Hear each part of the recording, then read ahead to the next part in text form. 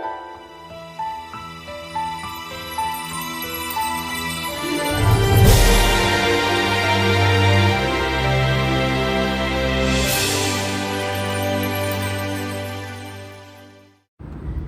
this is Chris, keeping it real. Been thinking about this virus and our obsession with not having people die from it. It's not my obsession, and I'm not, maybe it's not your obsession either, but it certainly is. It's in the media every day that somehow if somebody dies from this disease, somehow somebody's committed some kind of terrible sin against humanity or something. And it really, I don't understand where this attitude really comes from. I have an idea that I'll get to in a minute, but you know, there's a lot of people die from a lot of things every day, and coronavirus is barely cracking into the top 10 of those reasons, according to the CDC website. And so I'm not quite sure why it is that everybody seems to want, or most people, or a majority of people seem to want that any death from coronavirus is somehow unacceptable. You know, that we need to do everything we can to save everybody, and when we don't do that for other diseases. And I think possibly it's just because we think we can do something about it. It's like, oh, we can, and that's really, I think, the tone of what's going on is that, you know, there's something, we can do something about this one. We can't do anything about cancer, because we don't really know what causes it, and even if we can't fix it if somebody gets it. We can't fix heart disease. We can't fix any of this. But maybe we can do something useful and constructive, and maybe we can actually, you know, alter the course of this virus. And I think while that's like a noble sentiment, I think it's also a very fallacious sentiment, because we can't do anything about this virus.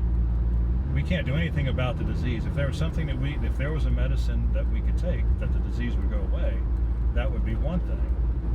And I understand that there are drugs that help mitigate the length of hospital stays and such, and length of the illness, but I don't know how they work. So, but I don't think it's because it actually cures the disease. Your body, ultimately, the human body either fights it off or it doesn't. And if it's strong enough, it does. And if it's not strong enough, it doesn't.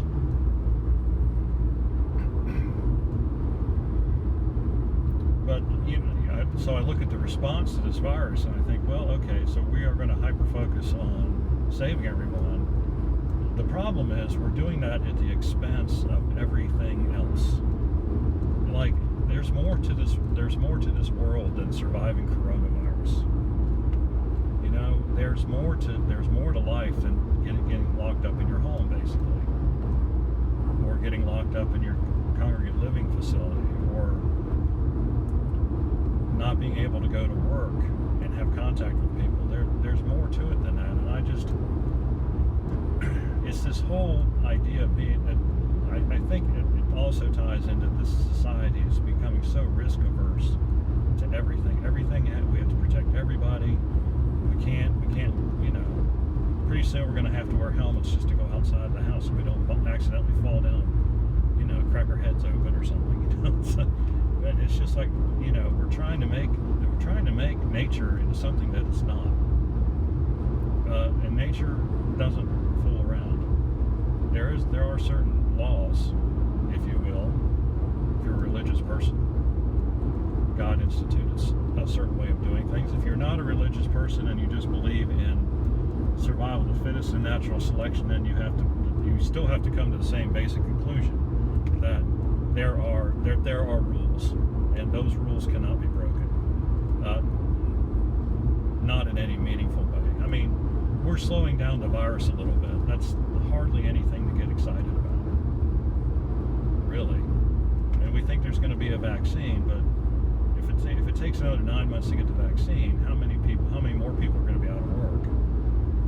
And I think everybody's got this idea in their head too that, you know, once we get a vaccine, everything will just bounce back to normal, and it won't.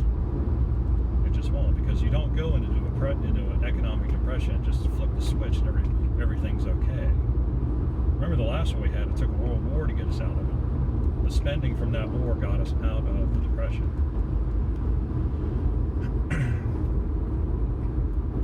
So I just think this whole idea that we are actually going to be able to, or that we are able to really do something, I think is flawed.